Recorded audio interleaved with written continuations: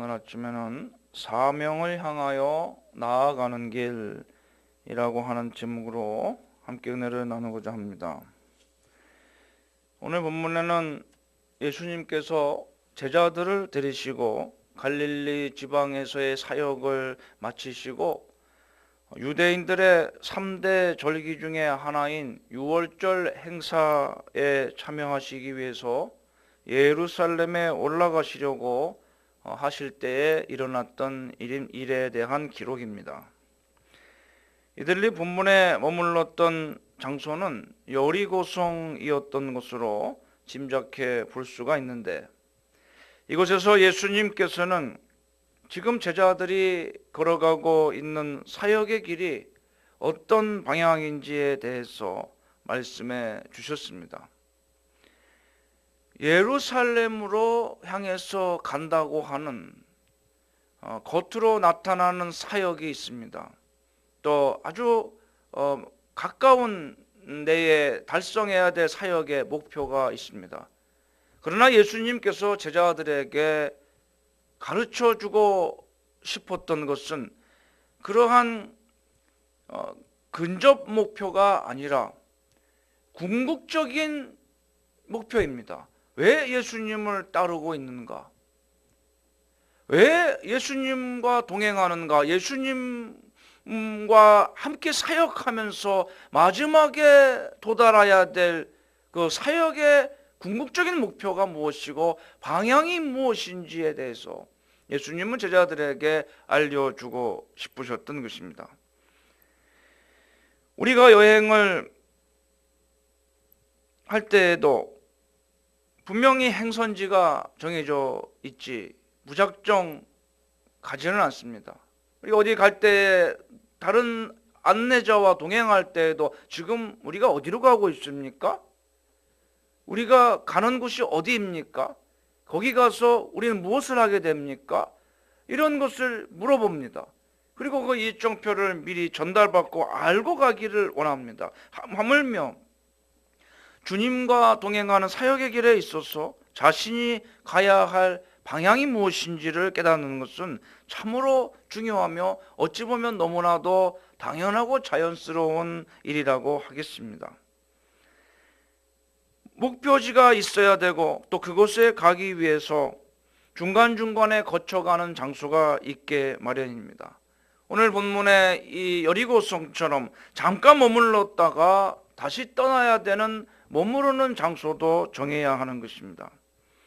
그런데 제자들은 지금까지 줄곧 주님을 따라서 여러 마을 여러 도시를 거쳐 왔으며 또 수많은 길을 걸어서 주님과 함께 이동하고 있었으면서도 정작 자신들이 지금 걸어가고 있는 인생의 길이 어디를 향해 가고 있으며 또 사역의 길이 어디를 향해서 가고 있는 것이며 그 사역에 도달하는 최종 목적지는 어디로 이어져 있는지를 알지 못하고 무작정 걸어가고 있었던 것입니다.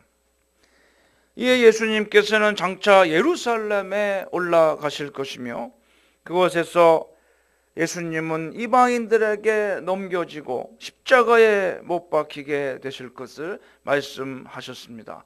또한 그 후에는 3일 만에 다시 살아날 것에 대해서도 제자들에게 자세히 말씀해 주셨던 것입니다. 이런 말씀을 들었을 때 제자들은 자신들의 사역의 근본 성격이 무엇이며 자신들은 지금 어떤 방향으로 나아가야 하는지에 대해서 진지하게 생각하고 또 충분한 각오와 결의를 다져야 했을 것입니다. 주님께서 제자들에게 이런 말씀을 들려주셨을 때에 제자들이 그런 반응을 이끌어내시고 싶으셨을 것입니다. 또 그 일에 대한 충분한 준비를 제자들이 하게 하시고자 이러한 말씀을 자세히 일러 주셨을 것입니다. 그런데 이런 말씀을 들은 후에도 제자들이 하는 생각은 주님이 가시고자 하는 방향과 너무나도 거리가 먼 전혀 다른 방향을 바라보고 있었으며 다른 생각을 하고 있었다는 것을 본문의 내용은 보여주고 있는 것입니다. 그들은 하나님 나라의 참된 성격을 잘 이해하지 못하고 있었습니다. 그것이 마치 지금 이 세상 나라와 같은, 아니 적어도 완전히 똑같지는 않는다 할지라도 이 세상과 매우 유사한 것 정도로 천국에 대해서 인식하고 있었던 것 같습니다. 제자들은 자기들의 어머니까지 예수님께 데리고 와서 구합니다. 무엇을 구하려고 데리고 와서 어머니가 청하는데 예수님께서 무엇을 원하느냐고 물어봅니다. 그럴 때 이 세베대의 두 아들의 어머니가 이렇게 말합니다. 나의 이 두 아들을 주의 나라에서 하나는 주의 우편에 하나는 주의 좌편에 앉게 명하소서라고 말씀합니다. 예수님께서 가시고자 하는 것은 십자가를 지러 올라가는 희생의 길이었습니다. 고난의 길이었습니다. 제자들도 마땅히 그런 길을 걸어가야지만이 예수님께서 가신 천국에 주님의 우편과 좌편에 각각 앉을 수가 있게 되는 것입니다. 그런데 그들의 어머니가 과연 자신의 아들들이 그런 길을 걸어가기를 진정 원하고 이렇게 말했겠습니까?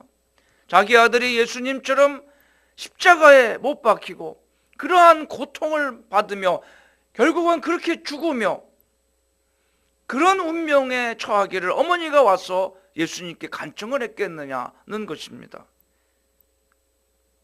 몰랐다는 겁니다.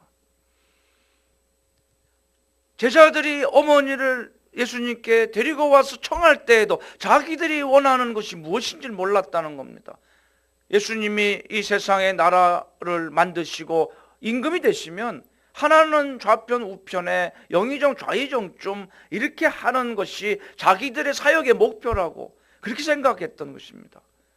내가 주님을 따름으로 예전에 어부 생활을 버렸으니 이제는 내가 주님을 따름으로 앞으로는 영의정 좌의정과 같은 돈과 명예와 이런 권력과 존경을 받는 그런 자리에 들어가게 될 것이니 지금까지 3년이나 참았으니 조금만 더 참으면 이런 영화로움이 올 것이다.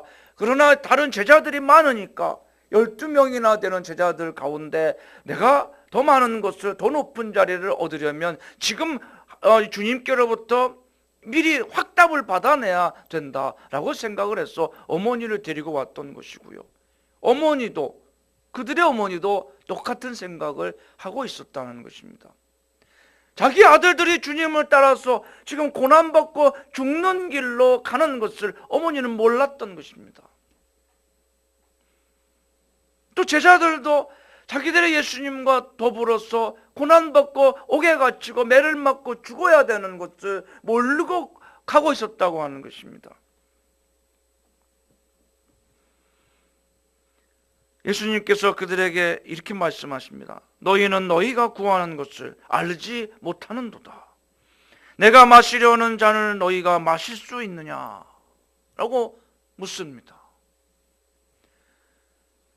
예수님이 마시고자 하는 십자가의 고난의 잔을 너희가 마실 수 있느냐? 심각한 질문입니다. 그런데요, 제자들은 이 말씀을 듣고서 할 수 있나이다 라고 너무나도 간단하고 자신 있게 대답을 드립니다.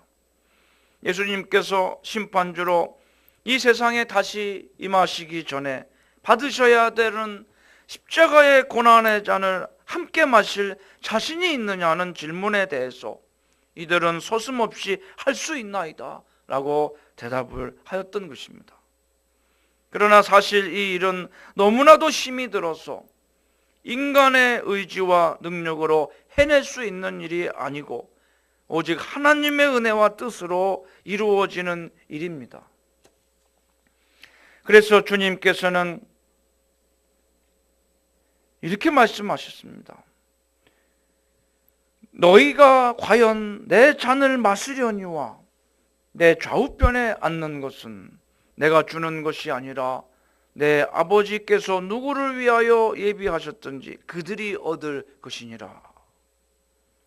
사람이 할 수 있다고, 자신감을 가진다고 할 수 있는 그런 성격의 일이 결코 아님을 주님은 말씀하셨던 것입니다.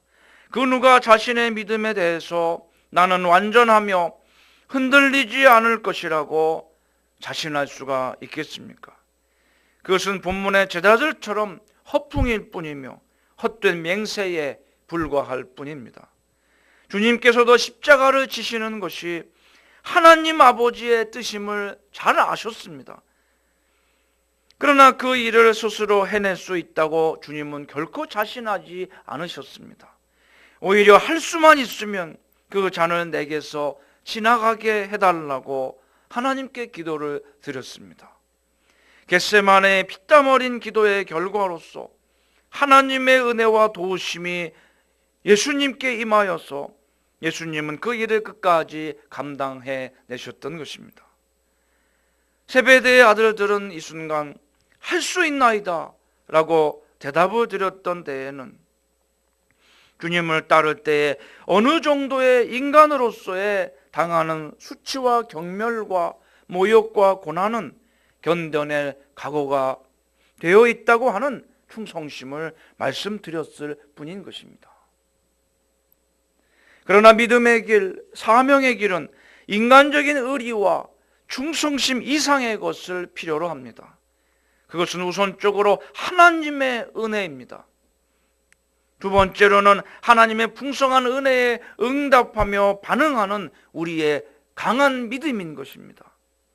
그러므로 오늘도 기도하여 하나님의 풍성한 은혜와 축복을 받아들이며 말씀 안에서 믿음을 더욱 크게 성장시키고 견고히 세우는 이 아침이 되시기를 주의 이름으로 축원합니다.